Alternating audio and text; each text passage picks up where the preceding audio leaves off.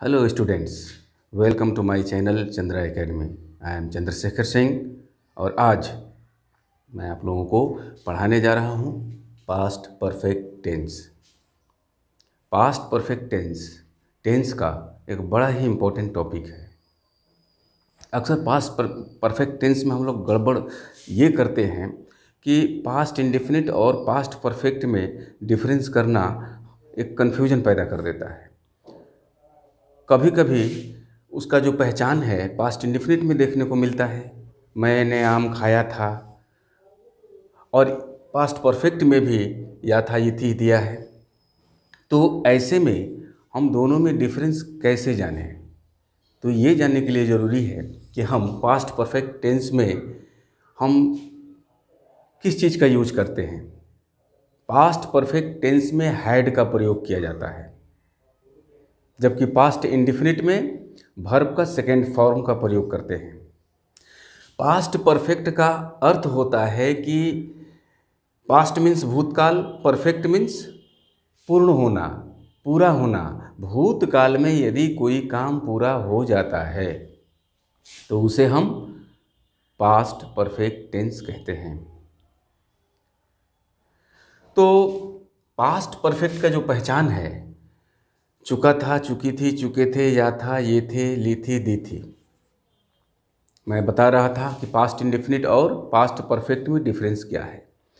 Past perfect में हम बनाते हैं कि मैंने आम खाया था तो I had eaten a mango. Past indefinite में मैंने आम खाया था यदि आता है तो उसको हम बनाते हैं आई एट ए मैंगो। ईट का दूसरा रूप एट। तो आखिर दोनों में अंतर क्या है? तो पास्ट इंडेफिनिट का प्रयोग भूतकाल में, हाल ही में, रिसेंट टाइम में जब काम कोई होता है, भूतकाल में हाल ही में कोई काम हुआ हो, उसके लिए पास्ट इंडेफिनिट का प्रयोग किया जाता है। और पास्ट परफेक्ट का प्रयोग जो किया जाता है वो लंबे समय के लिए, लॉन्ग टाइम के लिए किया जाता है। जब किसी कार्य को हुए एक लंबा अरसा बीत गया हो या बहुत ज़्यादा समय हो गया हो तो वहाँ हैड का प्रयोग करते हैं। जब हमने आई हैड ईटन मैंगो लगाया तो इसका अर्थ यही हुआ कि आम खाए हुए बहुत दिन हो गए। और आई एट ए मैंगो यदि हम लगाते हैं तो इसका मतलब हमने कल, परसों, यानी रिसेंट में अभी हमने इस काम को किया है, आम खाने का काम किया है। तो आइए हम लोग देखते हैं कि पास्ट परफेक्ट टेंस को हम कैसे बनाते हैं। पास्ट परफेक्ट टेंस में जो सेंटेंस होते हैं उसमें दो सेंटेंस होते हैं। वास्तव में पास्ट परफेक्ट टेंस सिंगल होता ही नहीं है। मैं आम खा चुका था, वह स्टेशन पहुंच चुका था, ये एक तरह का ऐसा वाक्य है जो लगता है कि इससे पहले भी कुछ वाक्य होने चाहिए। गाड़ी खुल चुकी थी, तो गाड़ी खुल चुकी थी, इससे पहले भी कुछ वाक्य होनी चाहिए। इसे गाड़ी खुल चुकी थी यानी उसके स्टेशन पहुंचने से पहले गाड़ी खुल चुकी थी। कुछ ऐसा लग रहा है खाली खाली कि इससे पहले भी कुछ वर्ड, वाक्य होने चाहिए। लेकिन आसानी से समझने के लिए वह जा चुका था, वह खा चुका था, ऐसे वाक्यों को बना दिया गया। तो पास्ट परफेक्ट टेंस में दो कार्य संपन्न होते हैं, पहली बात। दूसरी का, यदि एक काम दूसरे कार्य के पहले समाप्त हो जाता है, यदि एक कार्य दूसरे कार्य के पहले समाप्त हो जाता है तब उसे पास्ट परफेक्ट टेंस में बनाते हैं। बाद में समाप्त होने वाले कार्य को पास्ट इंडेफिनिट टेंस में बनाते हैं। तो इसको हम लोग समझेंगे एग्जाम्पल के थ्रू कि ये कैसे हुआ। अफर्मेटिव सेंटेंस में हम लोग देख लेते हैं पहले कि पास्ट परफेक्ट टेंस को कैसे बनाया जाता है। पहले सब्जेक्ट, उसके बाद हैड, उसके बाद V3, उसके बाद ऑब्जेक्ट और अदर वर्ड्स। हम लोग पटना जा चुके थे, वी हैड, उसके बाद वर्ब 3 गॉन और टू पटना। जैसा कि ये वाक्य से लग रहा है कि हम लोग पटना जा चुके थे, ये कुछ अधूरा टाइप का वाक्य लग रहा है। ये तो केवल समझने के लिए इसको हमने पास्ट परफेक्ट में बना दिया है। हम लोग पटना जा चुके थे यानी इससे पहले कोई कार्य हुआ है, उससे पहले हम लोग पटना जा चुके थे या उसके बाद पटना जा चुके थे या गए। तो कहने का अर्थ ये है कि ये जो वाक्य है, हम लोग पटना जा चुके थे, इससे पहले भी कोई एक्शन हो चुका है, लेकिन हम लोग आसानी से समझने के लिए इसको शॉर्टकट में हम लोग पटना जा चुके थे, we had gone to Patna, हम लोग ये बनाते हैं। लेकिन वास्तविक जो पास्ट परफेक्ट टेंस का वाक्य होना चाहिए वो 2 सेंटेंस होता है, क्योंकि एक सेंटेंस वो अधूरा होता है। जैसे दूसरा एग्जांपल लेते हैं, मेरे स्टेशन पहुंचने के पहले ट्रेन खुल चुकी थी। देखिए, यदि हम बोलें कि ट्रेन खुल चुकी थी, तो ट्रेन खुल चुकी थी ठीक है, लेकिन ऐसा लग रहा है कि ट्रेन क्यों खुल चुकी थी, क्या कुछ लगता है इसके पीछे कुछ है। तो मेरे स्टेशन पहुंचने से पहले खुल चुकी थी, ये मैं बोलना चाहता था। मेरे स्टेशन पहुंचने से पहले ट्रेन खुल चुकी थी। केवल यदि ट्रेन खुल चुकी थी हम बोलेंगे तो ये अधूरा सा लग रहा है। तो पास्ट परफेक्ट टेंस में ये 2 सेंटेंस होते हैं, ट्रेन खुल चुकी थी एक सेंटेंस और मेरे स्टेशन पहुंचने के पहले।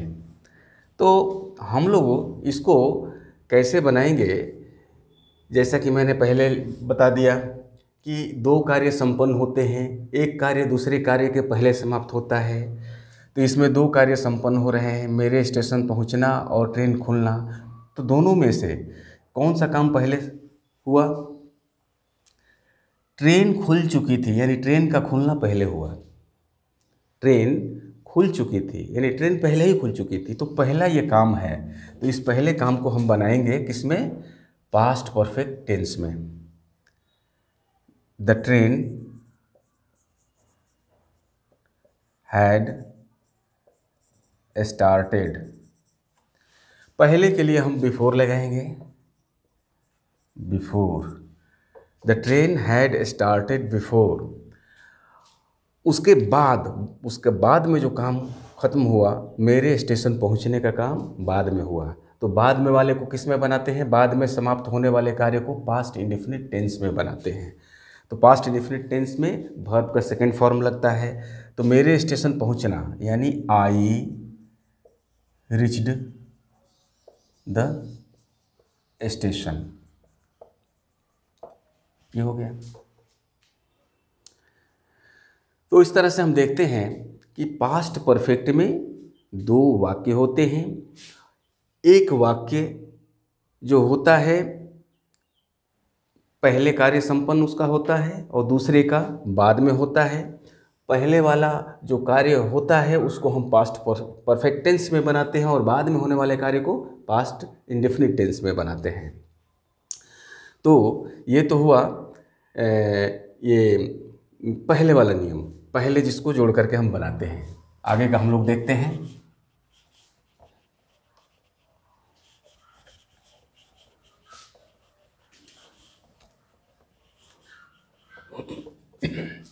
इसका स्ट्रक्चरल फार्मूला हम लोग देख लेते हैं। पहले ये पास्ट परफेक्ट टेंस बनाएंगे, उसके बाद हम बिफोर लगा देंगे, उसके बाद पास्ट इंडेफिनिट वाला वाक्य बनाएंगे। Indefinite tense.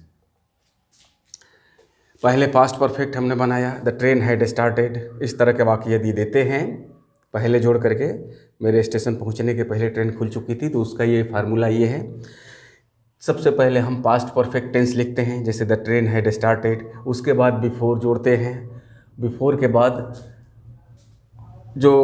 उसके बाद जो वाक्य है पास्ट इंडेफिनिट वाला, शुरू वाला, मेरे स्टेशन पहुंचने, इसको हम पास्ट इंडेफिनिट टेंस में बनाते हैं। तो पहले पास्ट परफेक्ट टेंस रखते हैं, बिफोर लगाएंगे, उसके बाद जो बचता है उसको पास्ट इंडेफिनिट में बना देते हैं। तो अगला आता है नंबर 3 एग्जाम्पल। पिताजी के जाने के बाद, पिताजी के जाने के बाद हम सो गए, हम सो गए। अब यहाँ देखते हैं ये बाद दिया है, पिताजी के जाने के बाद। तो इसमें कौन सा एक्शन पहले समाप्त हुआ? और कौन सा एक्शन बाद में समाप्त हुआ, वही फार्मूला। पहले एक्शन जो समाप्त होता है उसको पास्ट परफेक्ट टेंस में बनाते हैं, और बाद में जो एक्शन समाप्त होता है उसको पास्ट इंडेफिनिट में बनाते हैं। तो इसमें हम देखते हैं कि पिताजी पहले चले गए, पिताजी के जाने के बाद हम सोए, यानी सोने का काम जो है वो बाद में हुआ। तो बाद में जो हुआ, तो जैसे मैंने बताया है कि बाद में वाले काम को हम पास्ट इंडेफिनिट में बनाते हैं। तो और पिताजी का जाना जो है ये किस में हुआ, ये पास्ट परफेक्ट में, यानी पहले हुआ, इसको हम बनाएंगे। तो उसी तरह हम बनाएंगे। तो पिताजी के जाने के बाद हम सो गए, यानी पिताजी के जाने के बाद हम सो गए, वी स्लेप्ट, वी स्लेप्ट। बाद के लिए आफ्टर लगाएंगे, we slept after the father had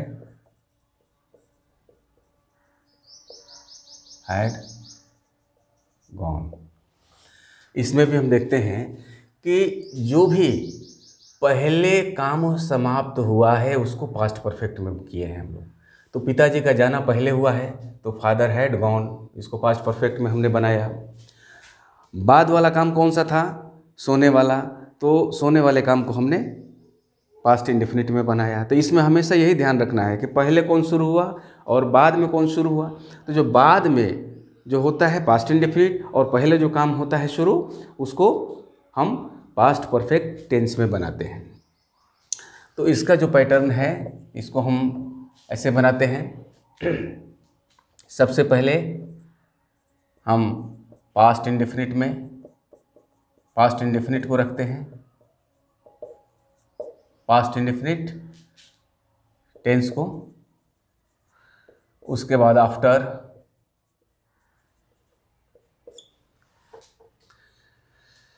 और उसके बाद तब पास्ट परफेक्ट टेंस। ये है, ये इसका हुआ, ये एग्जाम्पल, और ये इसका।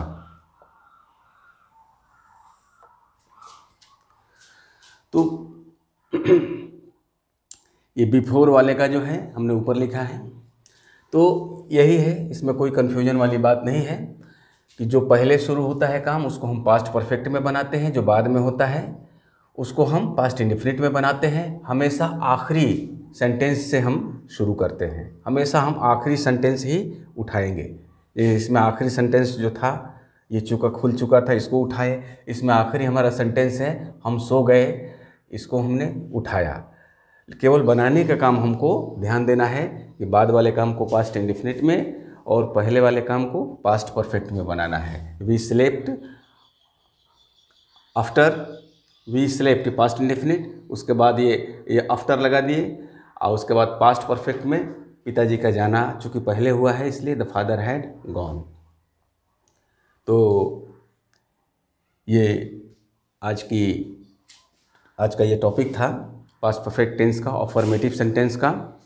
अब बाकी का जो नेगेटिव सेंटेंस है वो मैं अपनी अगली वीडियो में ऐड करूँगा, और उम्मीद है कि आप लोग इसे समझ गए होंगे। यदि आपको मेरा ये चैनल पसंद आया हो तो आप इसे लाइक कीजिए, सब्सक्राइब कीजिए, शेयर कीजिए, और बेल आइकन को दबा दीजिए ताकि मेरा अगला वीडियो का नोटिफिकेशन आपको मिल जाए। Thank you.